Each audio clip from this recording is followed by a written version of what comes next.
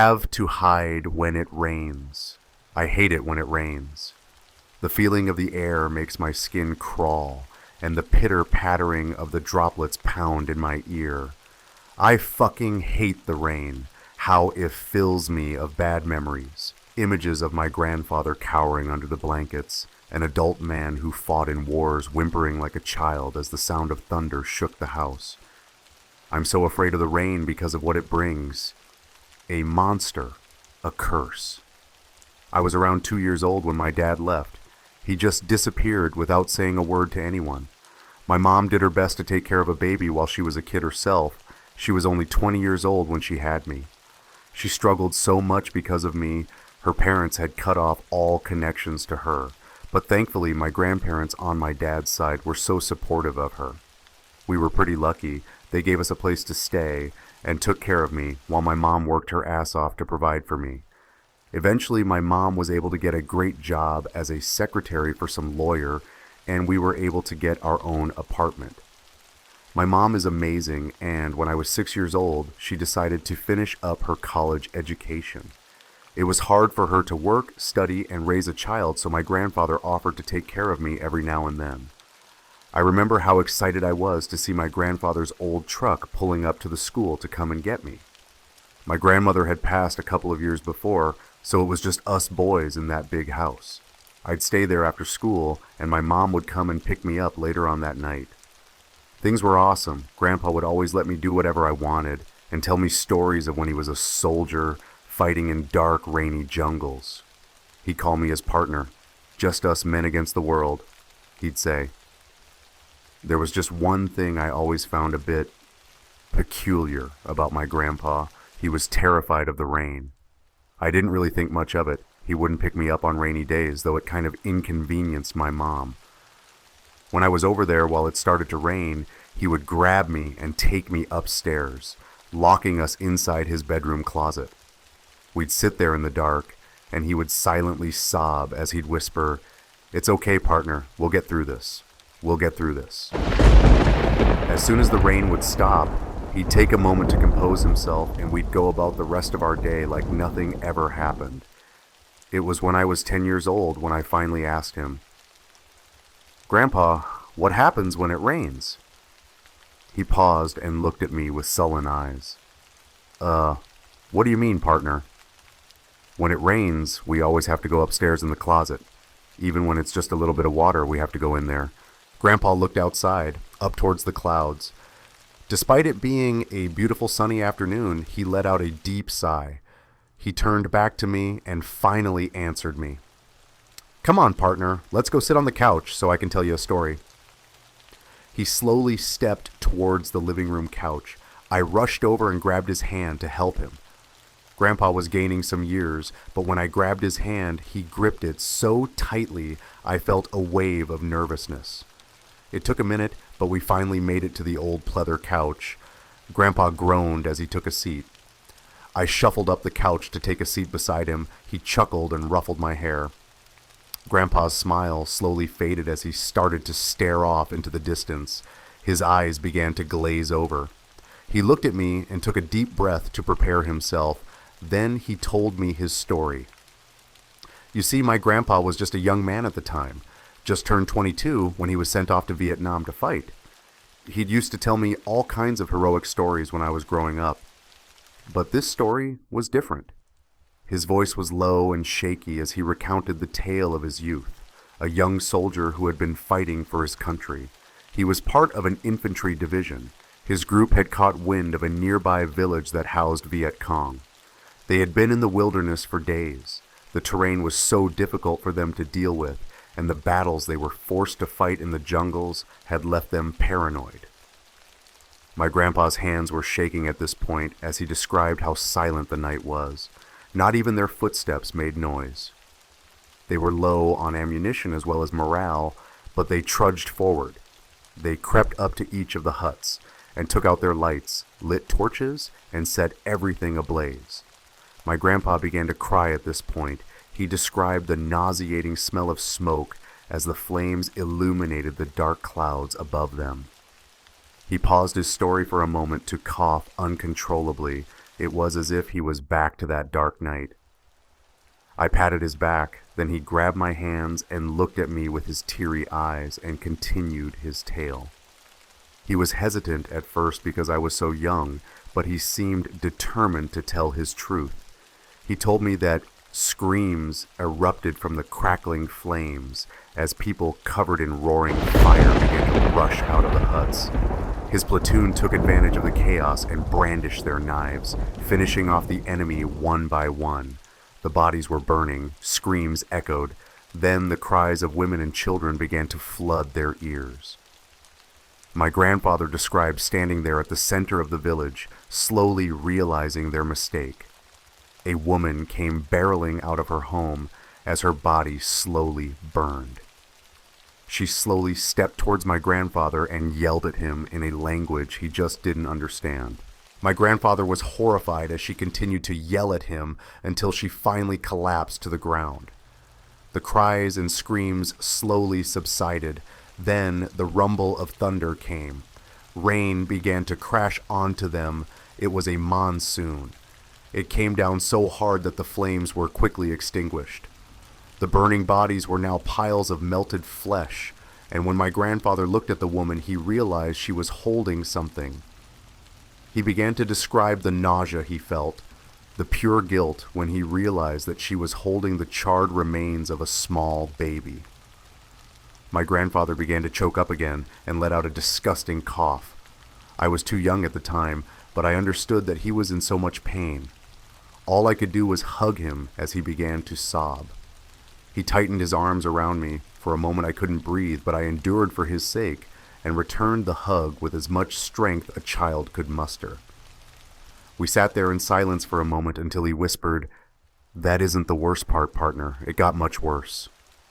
I felt my heart drop as I heard him say that. I tried to look at him, but he kept me tight in his arms. He whispered again, "That woman, she cursed me." Her words, like her flesh that night, were burned into my memories. I felt his body begin to shake as he continued. I inquired about what she said, and apparently she cursed me. She told me that she will get her revenge on me and my men. I felt tears thump onto the top of my back as he finished his story. Every time it rains, she comes for us. One by one, my men began to fall, every time the damn rain came. He groaned in pain as he said it. It didn't stop there. She wanted all of my men. She didn't want just them, and she won't stop at me either. He released me from his grasp and looked deep into my eyes. His eyes were filled with an unending sadness. She won't stop until she avenges her child too. She'll go to me, then to your daddy, then to you, and if you happen to make it by then, pray you don't have a son," he said with such terror in his voice. I couldn't control it at that point. It was too much for a child like myself, and I bursted into tears. My grandfather realized what he had done and did his best to distract my young mind to help me forget. He snapped back to normal, and he tried everything to help me forget. I didn't forget. That story he had told me stuck with me for a long time. He told me to never tell my mom, and I didn't. I was too afraid to tell anyone. I wish I could tell you that was when the story ended, but this is where it will begin. It was that same year, a couple of months after he told me the story, on a dark summer night. I was out of school, and Mom had to start taking classes at night, so my grandpa suggested I stay over some nights. It was so much fun spending the night at my grandpa's house. We'd watch movies and eat tons of snacks. It was this one particularly afternoon we were watching some cartoons on TV, and I guess we must have fallen asleep. I'm not sure how long we were out, but I was awoken by the sound of thunder. I looked around, the lights were off, and I could hear rain slowly dropping onto the old home. I placed a hand onto my grandpa's shoulder and tried to shake him awake. He stirred for a moment and slowly opened his eyes. He was about to ask me what time it was until he was interrupted by the rumble of thunder. Despite how dark the house was, I could see his eyes shoot wide open when he started to hear the rain. He grabbed my hand and tried his hardest to get up from the couch. I hopped off the couch and I tried my best to pull him up. "Hurry, hurry, we have to go upstairs," he yelled. We made our way towards the stars, and when we reached the bottom of the steps, the rain poured harder outside. The sound of the rushing water was almost deafening. I went a step ahead of my grandpa, holding his hand tightly as we tried to rush upstairs. We made it halfway up the stairs until Grandpa suddenly stopped moving. I turned to look at him and I saw him looking down the stairs. Something was mixing with the sound of raindrops and thunder. It was a low chirping noise, like someone was making a cicada noise with a broken throat. I looked down towards the darkness. I couldn't see a thing until a crack of lightning illuminated the space around us. It was for a brief moment, but I saw at the foot of the stairwell a glimpse of a dark figure looking towards us. It was thin and naked with dark cracked skin. It stood there with its legs bent awkwardly and its neck tilted to one side. Its hair was long and wild, reaching their waist. It had one long arm hanging down while the other was clutching something to its chest. I was so afraid I didn't know who this person was or how they got inside, but I called out to my grandpa, "Grandpa! Grandpa, please! We have to come up!"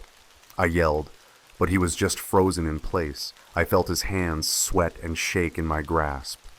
Lightning struck again, and as the room lit up, the figure had gotten a step closer. It was on the stairwell. I let out a scream as I took both hands to try and pull my grandpa up the stairs with me. The rain continued to come down, but that chirping sound, that disgusting low thrum, had gotten louder. Another flash of lightning, and again. It got closer this time. I could see that it was a woman. The woman was burned black head to toe. I could see bits of her charred flesh crack as she began to step closer and closer to us. I was just too small, too weak to pull my grandpa away from her. Suddenly the lights began to flicker on and off, and I could see what the burnt woman was holding. It was small, naked in her charcoal arms, a melted fleshy mass that looked towards me with two wide sockets of darkness for eyes and what appeared to be a toothless open mouth. The noise was coming from the small thing. My grandfather let go of my hand and just stood there before them in a daze. I cried out to him again, but my yells were drowned out by a scream. It wasn't just one scream, it sounded as if dozens of people were crying out in pain. The lights flickered wildly like a strobe light in the room. Slowly but surely, the woman pushed my grandpa down onto the steps of the stairs. She began to clamber onto him, and I heard him scream as I heard his old bones break upon impact. Her burned body was on top of my grandfather, the small melted being squished onto my grandpa's chest and crawled towards his mouth. I sat there in awe as the small thing took its little hands and began to put them into my grandpa's mouth, going deeper into him. My grandpa tried to resist, but the burnt woman grabbed both of his arms and slammed them onto the stairs. I heard another nauseating crack of his bones, and he let out a muffled cry of agony. My grandpa began to choke and gag as the fleshy being began to dig inside of him, through his throat from his open mouth. I let out another cry, pleading with them to make it stop, until the little monster began to pull something out of my grandpa. It began to break open his mouth to carefully and meticulously pull out a beating red heart from his chest, up to his throat, out of his fucking mouth. The woman slowly reached out to the thumping heart and grabbed it. It began to look at me with one eye through its long black hair. It pulled the heart towards its lips and it opened its mouth wider and wider.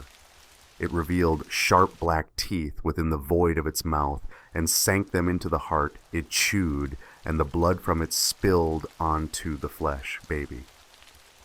Its chirping turned into high-pitched squeals of delight as it reveled in the falling blood.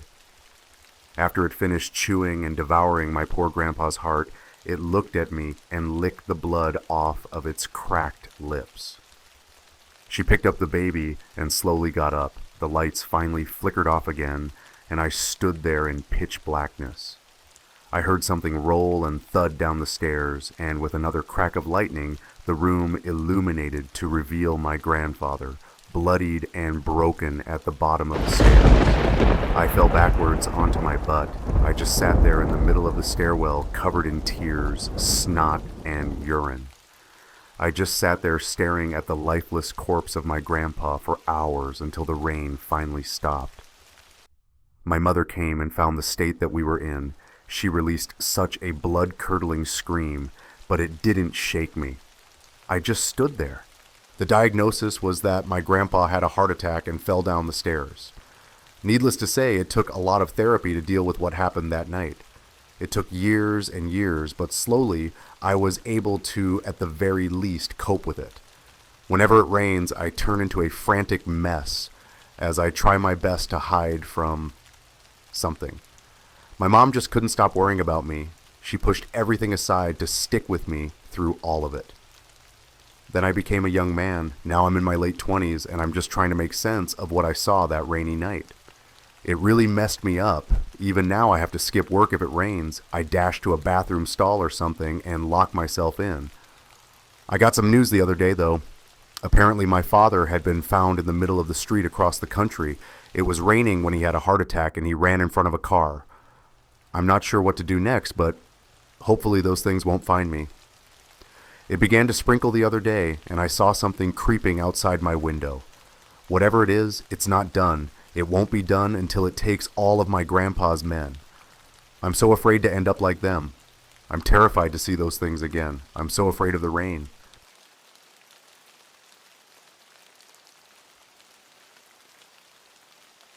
Something horrible arrived with the rain.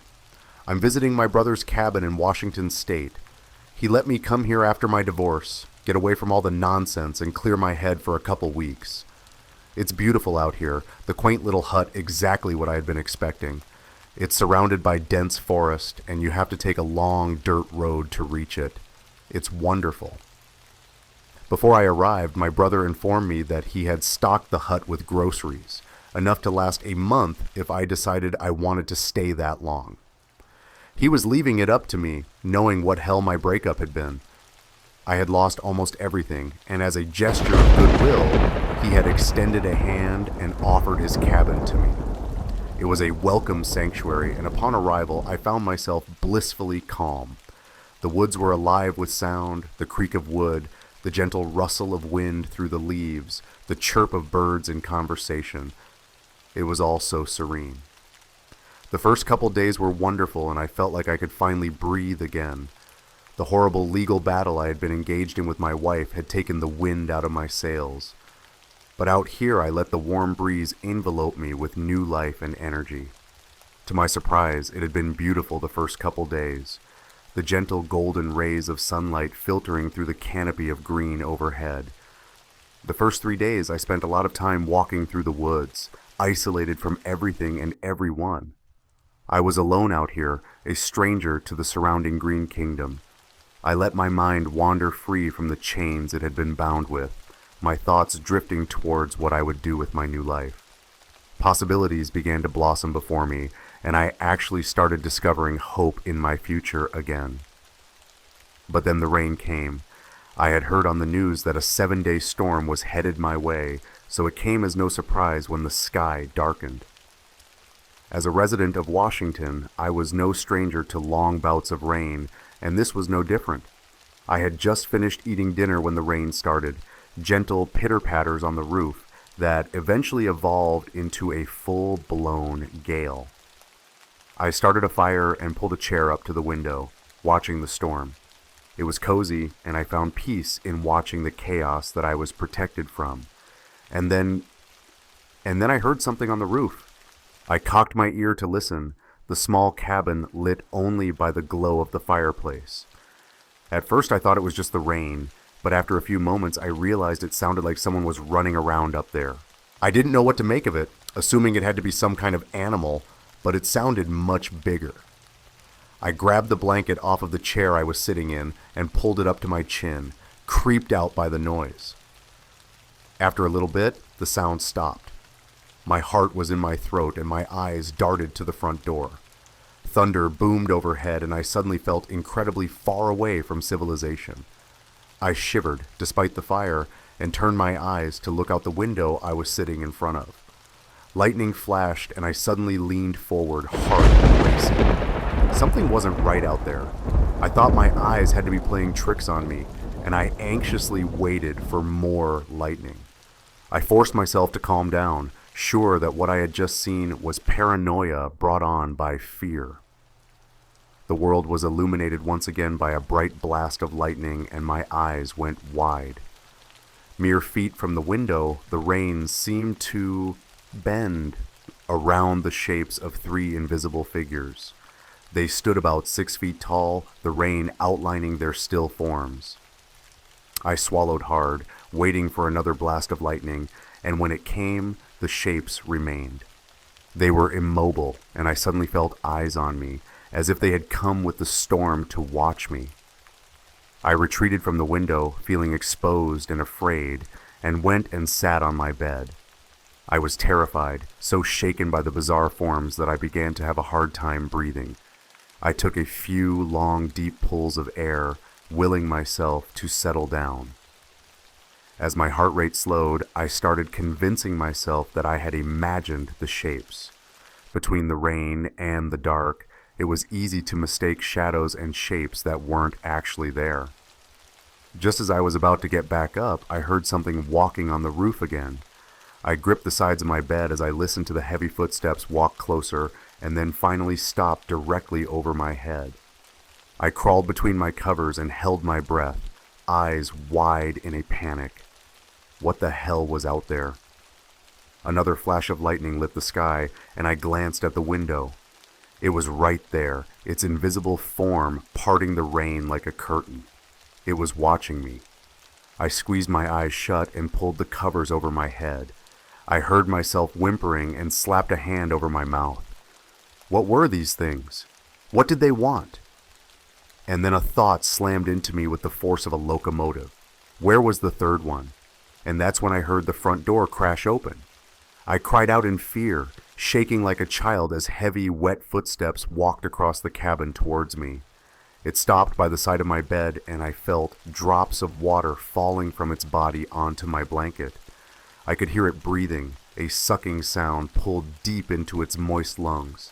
As I bawled into myself under the covers, terrified, it spoke. "Look at me." Its voice sounded like rain, an odd, stuttered inflection of its vocal cords. I didn't move, didn't breathe, praying that this nightmare would end. I didn't know what these things were, what they wanted, but I sensed danger. I sensed they wanted to hurt me, and I sensed that if I looked at them, they could. I stayed balled up under my blankets and kept my trembling mouth shut.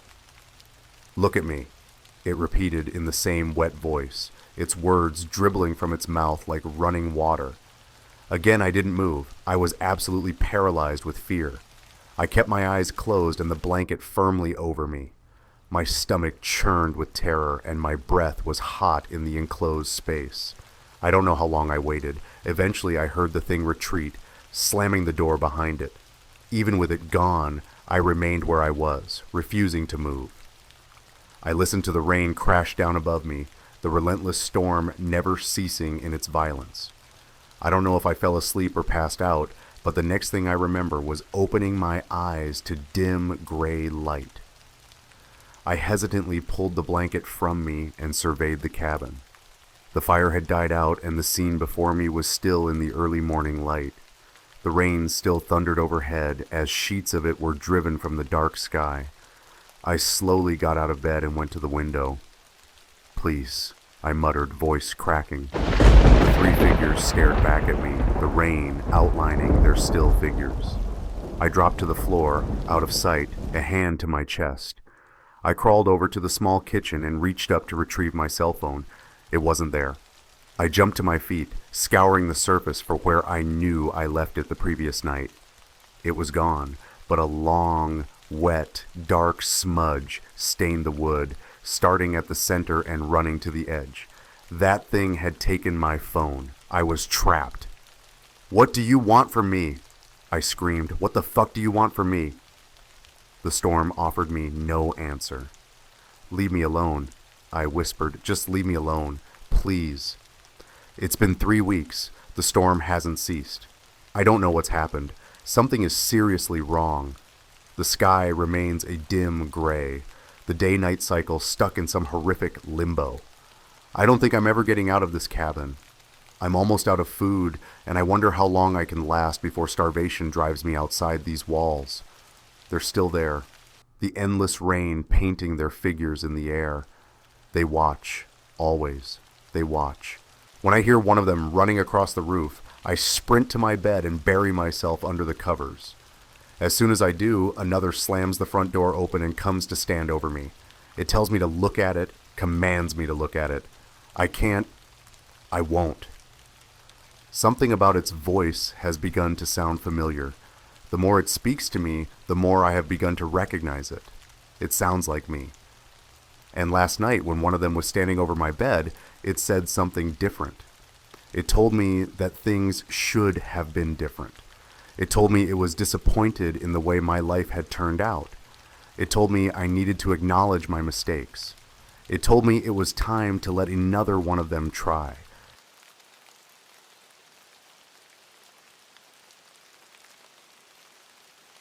My father only hit me one time.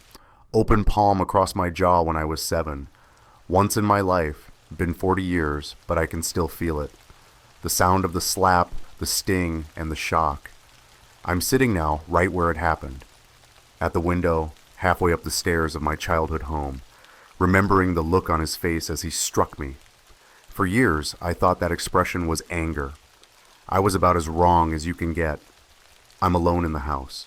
Sat here on the steps, a drink in hand. Through the dirty old glass, I can see the night falling, creeping over the fields, bringing the stars and the cold. The quiet here reminds me of being a boy. My brother's not long gone.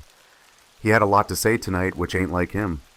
Left me with a lot to think about. Unexpected truth can do that. So here I am, looking through my memories with fresh eyes. Every family got a strange habit or two they think is normal, all thinking nothing of it until they grow up and realize it was out of the ordinary. For us, my sisters and brother and I, it was the rain. Whenever it came down, we all had to get inside and sit in the living room together. Every time, no exceptions. Mom and the 4 kids. My father locked all the doors, not a word spoken, then stood at the kitchen window staring out. Always watching the same spot too, a fenced-off field to the north, maybe 500 yards from the house. Most of the time, few minutes would pass, he would sigh and say, "All right." Then we could all go back about our business as if nothing had happened. Sometimes though, once or twice a year if I'm remembering right, he would pull the shutter down, double-check all the doors were locked, and then come sit with us in silence till the rain went off. We all talked and played and whatever else, but he never said a word, just listened. I think I was 4, maybe 5 years old, when I realized not every family done this. We were all out in town when it got to raining, and everyone just continued on as if nothing had happened. I remember how confused I was, waiting at the doors to the nearest shop in a near panic. My mother, leaning down to whisper so Noon would hear, said, "That's only for at home, honey, okay?" We lived on what had once been a farm, one of the biggest in the county. My grandparents on my father's side had owned it since they married. Never could find out who they bought it from. The land was, and still is, incredibly fertile. That's how my family made its money. 50 years of selling livestock and produce at a rate you wouldn't believe. My father left home when he was 16, just like his 3 brothers. He had college paid for and plenty of money to get him started in life. But, as he told me many times, a head start don't guarantee a win. He met my mother, fell in love, dropped out of school, and whittled away his savings, trying to find what he wanted to do with his life. When the time came and my grandparents passed, my mother and father were broken out of work. They had been left the land in the will. In truth, it wasn't much of a farm anymore. My grandparents had tired of the work when they didn't need the money and let the land go wild. I knew my father hadn't wanted to move back. He muttered it under his breath enough times. It had always seemed crazy to me, but in the end, they didn't have no choice. It was in the will that the house and land wasn't to be sold, not in any circumstance. So my parents moved in. They had been desperate for children for years, especially my mother, without any luck. Then, within a month of moving to the farm, she fell pregnant with my brother, John, and that was that. They took to looking after the land, making a living off of selling the fruit and vegetables that were still growing there. Then a new child every year. I was the last. John, Susie, Sylvia, and me, Austin. It was late November, few days before my 8th birthday when it happened. Storm had come in overnight from the east, clouds so thick the sky was still black as night for sunrise. That rain coming down was so loud you could hardly hear yourself speak. Wind felt like it was moving the house. My father had pulled down the shutters and come in to sit with us all, looking as tired as I had ever seen him. I remember it was awful warm in the house.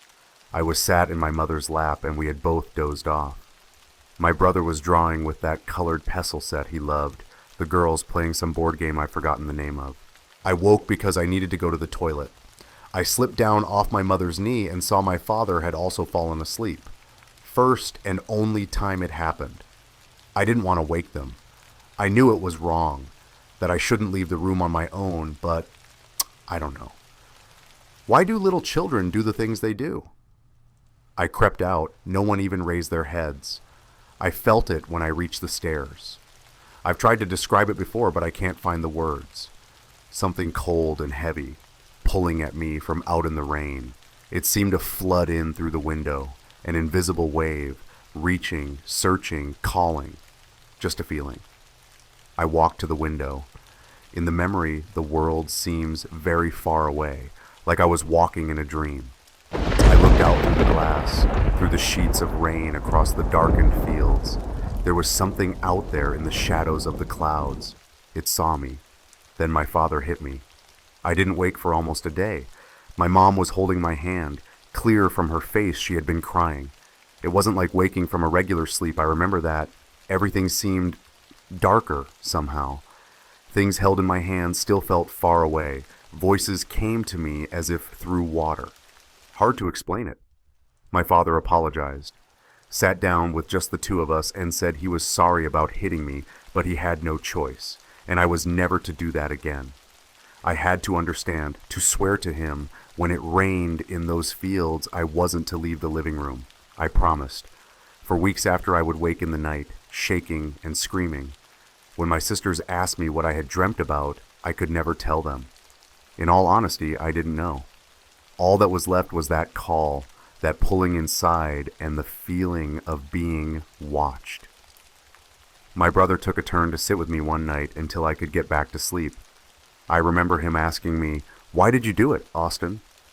"I had to pee, John." "No, not that. The window. Why were you opening the window?" The next year was when we lost my mother. My sisters and I were away north, spending the week with our Aunt Amelia and her kids. My brother had stayed with our parents to work on the farm. Neither him or my father would ever talk about what happened, not clearly anyhow. There had been a terrible storm, lasting from dawn till dusk. They had been sitting together, waiting it out when the wind picked up worse than ever. The old oak next to the house came down, caught the house on the way, tearing the wall and putting in the living room window. The rain washed in, across my mother, and she vanished. I sat in that room for hours when we got home, just staring, on the marks the water had left on the wooden floor, at the rotted trunk and ruins of the tree. We never saw her again. Those few months after were the worst of my life. The aftermath of it all. The police forever at the house, questioning us all. My father drinking seemed like more and more every day. My sisters crying, my brother becoming quiet and distant. I didn't handle it well, of course, not any of it. I had this memory of her sitting with me, stuck in a loop in my head. We would have conversations in my imagination. I would daydream into them over and over. Then snap awake, back to the reality around me, and realize she was still gone. I started waking in the night crying again, but now no one came to sit with me. They had their own nightmares. About 6 months had passed. I was out working on the fences with my father, right at the edge of our property. It was a beautiful day, little too hot if anything, barely a breeze. We had been out for hours when he stood up sharp and turned to the horizon. "Austin, in the car now." It was the first words he had spoken all day. I recognized that look on his face, the tone of his voice. Weather was turning. To this day, I haven't seen anything like it. A freak event, once in a lifetime for a storm to move that fast. The wind first, cold and sudden. You hear the thunder, distant but closing, and the sky starts to darken. My father was driving too fast, especially over the dirt roads we had out there. I could hear him muttering under his breath as he drove. They'll know not to leave the house, even if I'm not there. Your sisters and brother will know. We hammered over boulders and across ditches, old car shaking so much I near fell out the seat. I remember seeing a drop of rain on the windscreen. You got better sight than me, boy, he said, eyes still on the road. The field to the north of the house, you know the one. What do you see? I stared out where he asked. Nothing. But what? Someone's opened the gate. Christ, he slammed on the brakes. I felt the car fishtail seatbelt cut into my neck and choked the breath out of me. My father had gone deathly white. He pulled off his coat and threw it over my head, plunging me into darkness. Get down. Don't move. He pressed it over me, pushing me down into the seat. There was a tremor in his voice I had never heard before. Don't look, Austin. No matter what you hear, boy. Don't look, and don't make a sound. His hand was so tight on the back of my neck it hurt even through the jacket. I could hear the rain now on the roof and the glass. The wind shook the car. Then I felt it. That weight, that cold pull from out in the storm. Something started to scrape slow down the side of the car. Something sharp. That sound. My father shifted position, pulled something from the back seat, and I heard a snap I recognized. He had reached for his shotgun, then checked it was loaded. The sound drew closer, louder, at the back door now. The howl of the metal through the rain and wind, coming towards us. It stopped, right by my door. No sound but the rain and our breathing. Tap, tap, tap. On the glass, just inches from me. I heard my father cock the shotgun. Tap, tap, tap. He took his hand from my back and shifted, I guess, to get a better hold on the barrel. Tap, tap. A lighter scratching on the glass, something sliding down, then the rattle of the handle. I was soaked in an icy sweat, unable to move, barely able to breathe. Then it stopped. The rain faded out in a few seconds, even faster than it had come. I could hear my father crying. He died a few years later. John and Susie had gone off to college, just me and Sylvie left. He had been drinking heavier, hell of a lot heavier. Took to reading my mother's diary, listening to old music. Couldn't talk to him about it. Christ almighty, we tried. It was raining heavy one morning. My sister and I were in the living room, and we both fell asleep to the sound. He just got up and walked out into it with his shotgun. The sound of it firing woke us. Heard him shout, "Fire again!" I'll never forget my sister's face, eyes so wide as we stared at each other across that room. The rain had stopped by the time we got to the door. There was nothing there but the weapon lying in the wet grass. He was gone. So here I am, decades later. Feels strange to even say that, you know. How can it be so long? My brother called me here this morning, told me the story again from his side, the truth of it, or as much as he got from Dad. The family had always known about what came with the rain. They never gave it a name, never talked about the details of what they saw.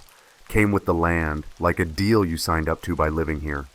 Who knows when it began, what it really was. Sometimes it came, sometimes it didn't. If the rain didn't touch you, it was no problem. Used to be worth it for how fertile the land was, but not something you could live with forever. When kids got old enough, they were told the truth, made to swear to never sell the land, and to stick to the deal. Through tears, he told me about seeing our mother taken. Window smashed, rain washed in across her, and she was gone, he said. It took her, Austin. John says he's leaving the country, can't take the weight of this place anymore. I don't blame him, can't say I don't understand. He's left it all to me, to do with as I please. My sisters aren't interested, don't even live in the country no more. Not how I expected today to end, I'll tell you that. Here I am, leaning against the cold glass. Too much to drink, and too much to think about. Ain't a good mix, I know. I'm remembering my mother, snatched away from us like smoke in the wind. Remembering that open gate blurred by rain, that tapping on the glass of the car window. Decades later, and I can still feel it, watching me. There's a storm coming.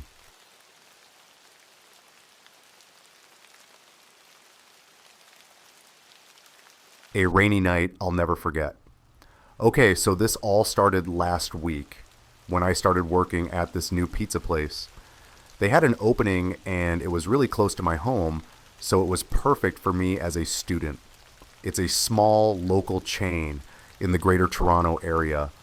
My second day at work, a Tuesday, is when it all happened. My university is in downtown Toronto, and I have a class that ends at 6 on Tuesdays. So by the time I get home, it's already a little dark. I wasn't looking forward to working this night since it had been raining all day. It was just one of those dark, gloomy days where you wanted to stay home and relax. Anyways, I went home after class, changed, and took a bus a few blocks down to the restaurant. It started off as no different than the first day cleaning up after the guys whose shifts just ended. It was a pretty quiet night in the restaurant itself, probably due to the rain outside. We had a few online orders, which are handled by a delivery service. For the few that called in, we had 2 delivery guys working the night shift with me, along with a cook. Around 9 p.m., the rain and wind started getting much worse. The rain was spitting up against the windows, and the sound of it hitting the roof was actually a little scary. I normally enjoy this kind of weather when at home and in bed, but not at work. It was so bad that when our delivery guys headed out, they could barely open the doors because the wind was blowing so much. A few minutes after 9, the phone rang, and it was the owner. He accidentally addressed me as Darren, the guy that left the job a week prior. We had a little chat about how my first few days were going, and then he said we should probably close up at 10 due to the weather. We normally closed at midnight, but I was glad I wouldn't have to stay here much longer. I started checking all the doors and closing the curtains. Me and the cook both decided to wait for the 2 delivery guys to come back before we officially closed up. We could barely hear each other speak over the rain pounding on the windows and roof. The lights also kept cutting in and out, which was a little annoying. I pulled out my phone and started checking for the next bus when I remembered I had to turn on the after-hours voicemail greeting on the restaurant's main phone. As soon as I walked over to the phone, it started ringing. The ringer was a little distorted and staticky. Is that even a word? I assumed the constant outages damaged the phone line. Anyways, we were still technically open for another 40 minutes, so I answered. I could barely hear the man over his loud music and the rain knocking outside our restaurant. It sounded like he said his name was Robert or Roger.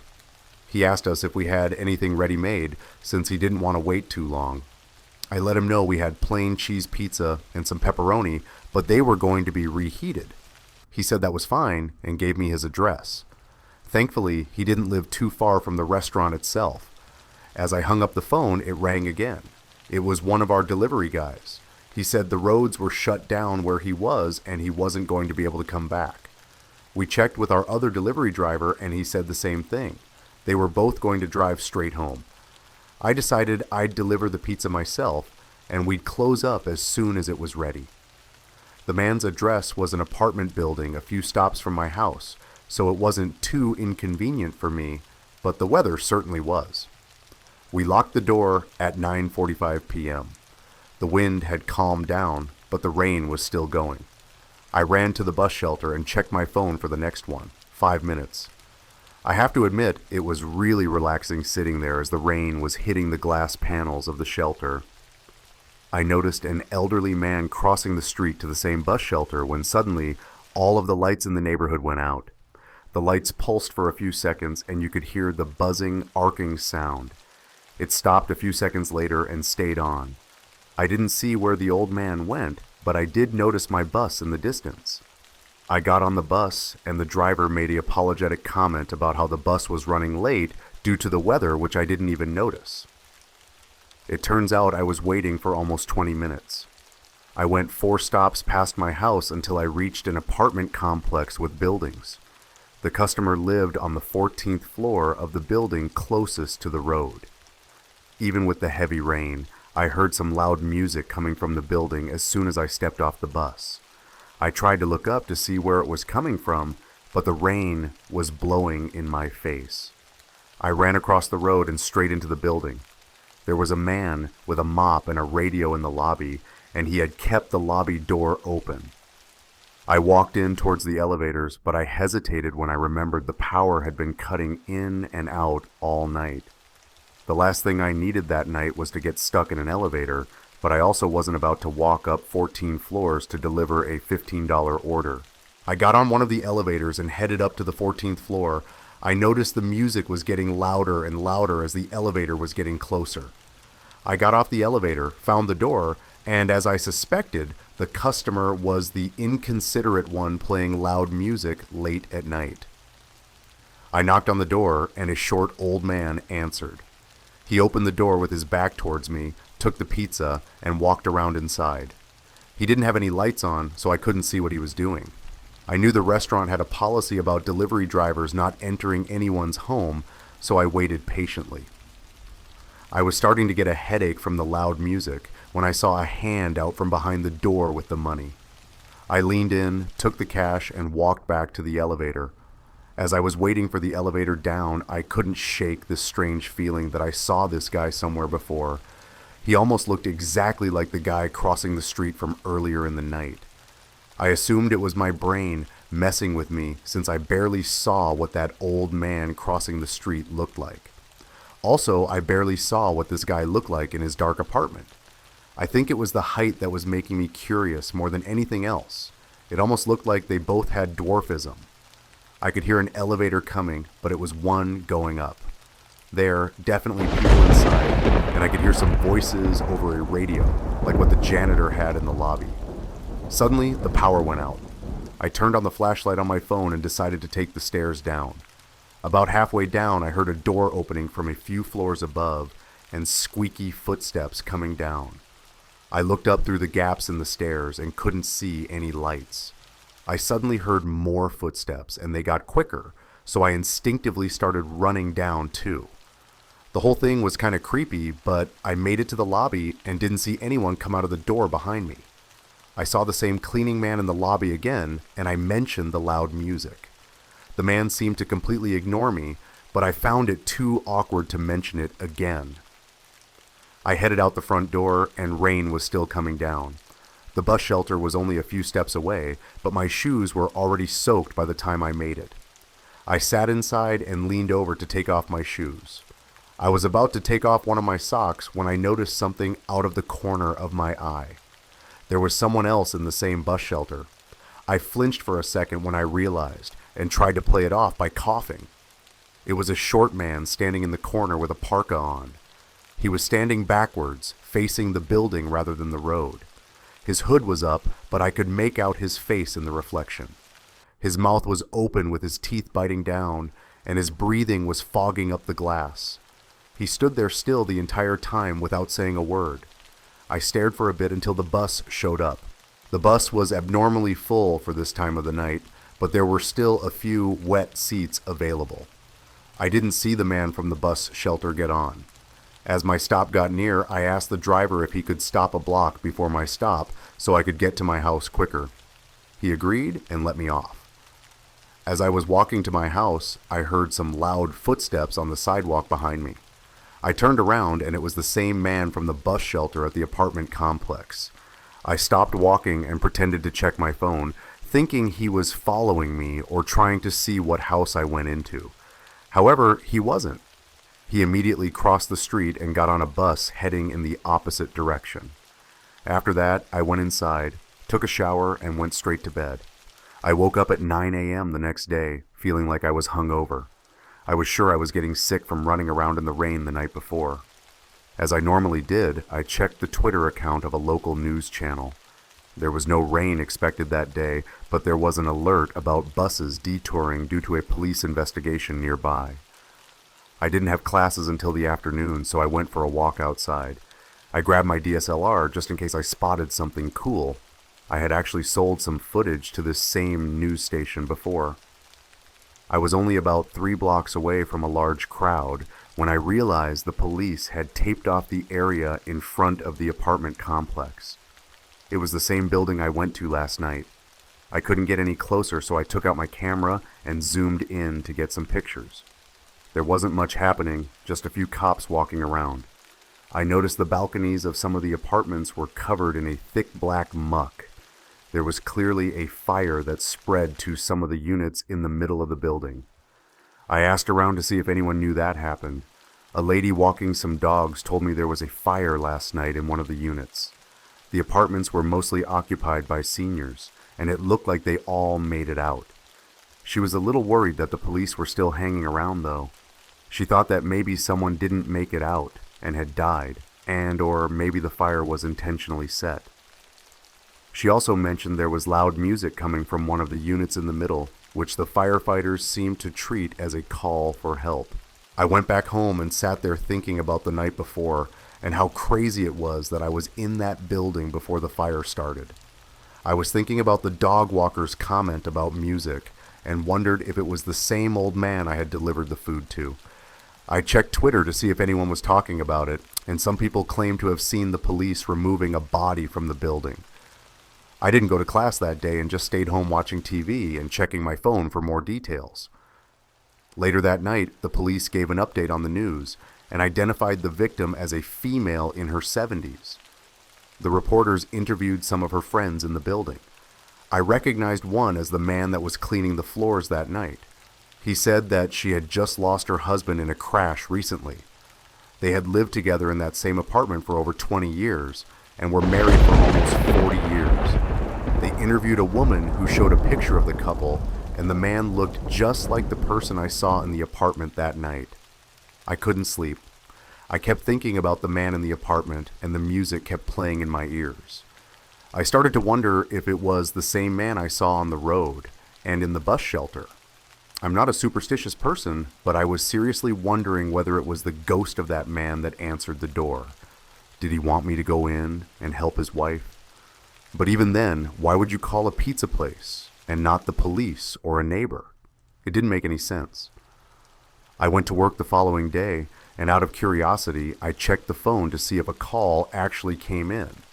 A phone call was indeed logged then, although it showed up as an unknown caller.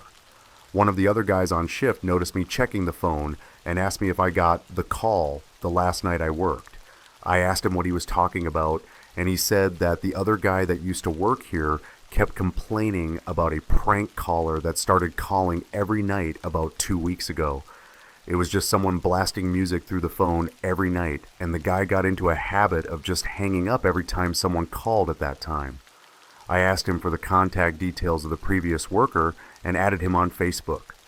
I sent Darren a message about the phone calls, and I hope he responds soon. I also have some questions for my coworkers about that night, but I'm worried they'll think I'm crazy for asking.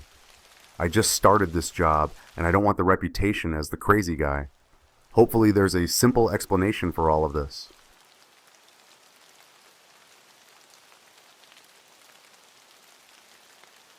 One rainy night. It was raining cats and dogs. I was still halfway from my home city. The business meeting took much longer than expected. I always had a problem driving after sunset. Somehow my eyesight failed after the sun went down, and the rain that day made it worse. Thankfully, the highway was empty except for a car or two every few minutes. Generally, I refrained from driving in the dark, but that night I had no choice. Raindrops clashed hard against the windscreen as milestones flashed by the windows. I just wanted to reach my home as soon as possible. My heart was aching for a glass of scotch. As I drowned further in my thoughts, I thought I saw a silhouette on the side of the road. As I slowed down, the figure became clearer. It was a man holding a large umbrella over his head, his other arm extended, asking for a lift. I was apprehensive at first. The stranger could be a thief or a kidnapper or a murderer, but then my charitable side took over. I stopped the car and rolled down my window. The man leaned on the door, the umbrella covering his head and his back. I am extremely sorry for the inconvenience. My car broke down, and I can't get a mechanic in this weather. It would be very kind of you if you could drop me at my home. It's not far from here, he said in a gravelly voice. Yes, of course. It's raining like hell. Please get inside. I took a good look at him as he walked towards the passenger side of my car. He was tall, must have been more than 6 feet in height, wearing a 2-piece suit. As he got inside, I could see he was completely drenched. "Hello, I am Alex. Thank you for giving the lift. I was standing there for half an hour and not one car stopped," he said, extending his hand. "Can't really blame Thurn, can we? Too many unscrupulous elements around." "I am Liam, by the way," I said, shaking his hand. His hand was colder than expected. The rain suddenly increased in intensity as he sat in the passenger seat. I started the car and drove off. The rain increased continuously till a point that I couldn't see the road anymore. The stranger beside me was visibly worried. "Would you be able to drive to your home in this weather?" he asked. "I have to. I have an important meeting tomorrow morning." "Safety is foremost, isn't it? Why don't you spend the night at my place and leave early morning directly for your meeting?" No, I can't do that," I said. "I won't like to burden you." "Come on, it's no burden. I live alone. I'd prefer the company. You seem to be a nice guy." I contemplated. It was raining heavily, and I could feel the tires of my car skidding from time to time. It was better to stay the night and start as soon as the rain stopped. "All right, I think it's better to heed your advice. Let's reach your place as soon as possible." The following journey was uneventful. Trees on the sides of the road passed on like a blur. The downpour drowned the sound of the car engine. Around 20 minutes later, Alex asked me to take a right onto a smaller road. A large signboard read Ridgefield Estate, 100 meters ahead. I asked, "Whose mansion is that?" "The name sounds very old." "It's my ancestral home. We have been staying there for generations. My parents would have been glad to see you, but unfortunately, they are on an Europe tour." "That's absolutely fine. It's more than enough that you have invited me in this weather." A big mansion rose over the horizon as I drove ahead. It was more of a palace than a mansion. Golden domes rose into the sky, reminiscent of an era of kings and queens. The rest of the palace was adorned in white, oozing a massive status symbol. I wondered, how can a man stay alone in this huge place? As we reached the gate, Alex excused himself and got out of the car. He went to the left side of the gate and punched in the security code. The gates opened and I crossed the gates and stopped for Alex. He walked in and got into the car. The gates closed after him. I drove slowly through the cobblestone path into a well-lit porch. The whole place was well maintained. Topiaries were on both sides of the path with adjacent gardens. Everything was neat and orderly. I envied Alex's life. Alex asked me to park the car in the porch itself, as he wasn't expecting any visitors for the evening. I got out of the car and walked towards the massive front door. The craftsmanship on the door spoke volumes about the rich heritage. I couldn't help but get amazed at every bit of design on the walls. I followed Alex through the main door and entered into their large drawing room. I was stupefied. It was a massive, monumental room with a white couch and claret armchairs matching the walls. A large mahogany table stood between the couch and the chairs, whose other end faced a fireplace. Dark charcoal marble floors complemented the design of the room. Large portraits of Alex's ancestors hung on the walls.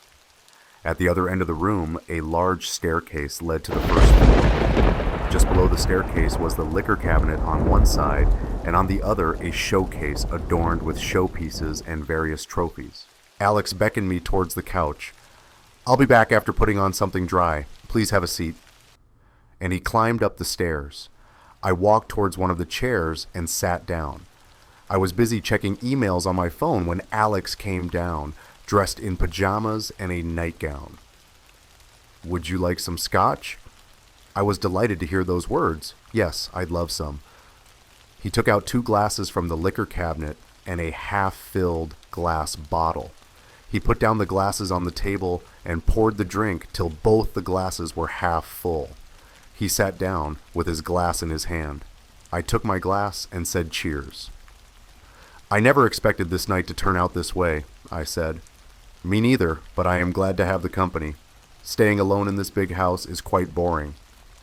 Yes, I can understand. So, where do you work? I own a small marketing company. We handle publicity and marketing for various consumer goods. Wow, that's great. What were you doing here tonight? I was attending a meeting with a new client. I didn't expect it to take so long. To make matters worse, it started raining. I can see. At least you didn't have to risk your life. How are you enjoying your drink? It's amazing. How old is it? I think around 20 years. Dad bought it last year. We had finished our first drink by then. Alex poured another drink. I was intrigued about the past of Alex's home. So I asked him about it. This house is about 100 years old. My great-grandfather was very young when he started building this house. It was finally finished when my grandfather was a teenager. Your house seems to have a rich heritage. Was your great-grandfather a landlord or something? Yes, he was, and unlike most zamindars of that time, he was kind-hearted, though there was one incident because of which he was murdered in the end. What? He was murdered? By whom? And why? Even though he was kind-hearted, he had a bad temper. He said slowly, one day he had gone to a nearby village to collect taxes. There he found out that one of the villagers was stealing grains from others and was selling them on the black market. He lost it completely. He ordered that man to be brought in front of him and had him beaten to death. Okay, that's gruesome. What happened after that? The incident didn't sit well with the accomplices of the dead thief. They were hardcore criminals. One night, my great-grandfather was alone in the mansion. Everyone else had gone to a fair in the largest village in this area, the city you had your meeting today. Seeing the opportunity, those people attacked the mansion. They robbed as much as they could and murdered my great-grandfather when he tried to resist them. When everybody came back, nobody could find his dead body. Blood was everywhere, strewn about objects told the whole story. His body hasn't been found till date. That's horrific. How did your family deal with it after that? My grandfather was old enough by that time. He held the helm of the affairs. In time, he also tracked down the assailants' whereabouts, but they were already dead.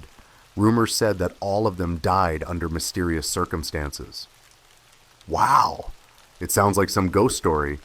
Was your great-grandfather somehow connected to it? Swing, I asked jokingly. Alex's face was serious now. We don't joke about these things here. We have felt an unknown presence from time to time.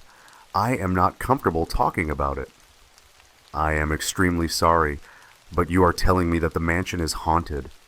Kind of. We don't poke at it. Certain incidents happen, but we don't prod. I think it's late enough. Let's have our dinner and go to sleep. Yes, of course. Saying that, we finished our drinks and went to the dining hall. Needless to say, it was another marvel to look at. The dining table had a marble top with 10 chairs around it, each made of mahogany. Food was already kept on the table. The cook had left long ago. We served the food in our plates and heated on the microwave oven. Alex was silent whole of the time. I decided to let him be. We had our dinner with minimal conversation. After dinner, we went upstairs, which housed all the bedrooms and a few other rooms. The bedrooms were adjacent to each other along a carpeted passage. Alex showed me to the guest bedroom, which was at the end of the passage. Facing the room was a study. Alex's room was 2 doors down along the same passage. The guest room was lavish with a 4-poster king-size bed at the center. The whole floor was covered with a thick carpet. The bed was accompanied by 2 side tables with table lamps on top of them. Just beside the door was an almirah, and on the other side an attached bathroom. A large French window faced the door covered with handmade curtains. I was too tired to move anymore. Before leaving for the night, Alex said something that sent a chill down my spine. Whatever happens, don't get out of your room in the night. You might hear weird sounds or something similar. Just stay in your room. Don't ask why. Okay, it's eerie, but okay. I went to my bed, took off my shirt and trousers, and went off to sleep. It was still raining hard outside. It must have been around 3 a.m. that I heard loud raps on the bedroom door. It took me a moment to regain my senses. The knocking continued. While saying, "I am coming," in a loud voice, I got down from my bed. I switched on the bed lamp and walked up to the door, still groggy. The knocking continued. I assumed it must be Alex in some kind of emergency. I opened the door and there was nobody. Something cold brushed past my face and suddenly I was freezing. I closed the door in a hurry and sat down on the floor. I was trembling with cold and fear. Suddenly, the door started banging loudly. I crawled back to the foot of the bed. I could feel hairs on my neck standing up. A cold sweat broke across my face. The banging stopped all of a sudden. I was hoping for Alex to come my rescue, but he was nowhere to be seen. I decided to go to his room. I had completely forgotten what he had said before going to sleep. I stepped out of my room slowly. I looked at both sides of the door. A strange darkness shrouded the passage. I switched on the flashlight of my cell phone and tiptoed to Alex's room. His door was wide open. I was taken aback. He was supposed to be in his room. I went inside. His bed was empty, blankets strewn aside as if he had just left his bed. I checked his washroom, which again was empty. Branches of a tree were banging against his bedroom window, creating a ghostly atmosphere. I strode out of the room and went downstairs. The sight shocked me. The main door was ajar. The whole house was covered in the same darkness. I went outside. Rain stormed like mad, accompanied by lightning every now and then. I stood in the porch for a while trying to find Alex, but he was nowhere to be seen. I was worried if something happened to him. I went to my car and opened its trunk. I took out the tire iron, closed the trunk, and went beyond the porch towards the main gate. Another lightning cracked, followed by thunder. Everything was illuminated for a fraction of a second. I saw a dark figure near the gate. It must be Alex. I ran ahead, but by the time I reached the gate, the figure was gone. Another lightning, I saw the figure walk towards the garden. I ran behind it. Another lightning, the figure disappeared, but I saw Alex in his nightgown, completely drenched, standing with a shovel in his hand near a freshly dug ditch. "Alex, what are you doing here in the rain?" "Liam, do you know who my great-grandfather really was? He was a bloodthirsty monster. He killed people for fun. The kind-hearted nature was just a facade. He even killed his son's wife, my own grandmother, when she was pregnant for the second time." "What the hell are you talking about?" "Yes, that's my great-grandfather, and guess what? His blood runs in my veins. You shouldn't have given me the lift." And he stepped forward to strike me with the shovel. I couldn't step back in time, and the shovel passed through me. I smiled at him. All blood was drained from his face. He stepped back in shock. I was still smiling at him. He stuttered, What the hell are you?" "You don't need to know anymore." And I hit his head with my tire iron. His skull cracked with a loud sound, and he fell in the ditch he dug up. Rain had slowed down by then. It was time for sunrise, and that meant my time was almost up.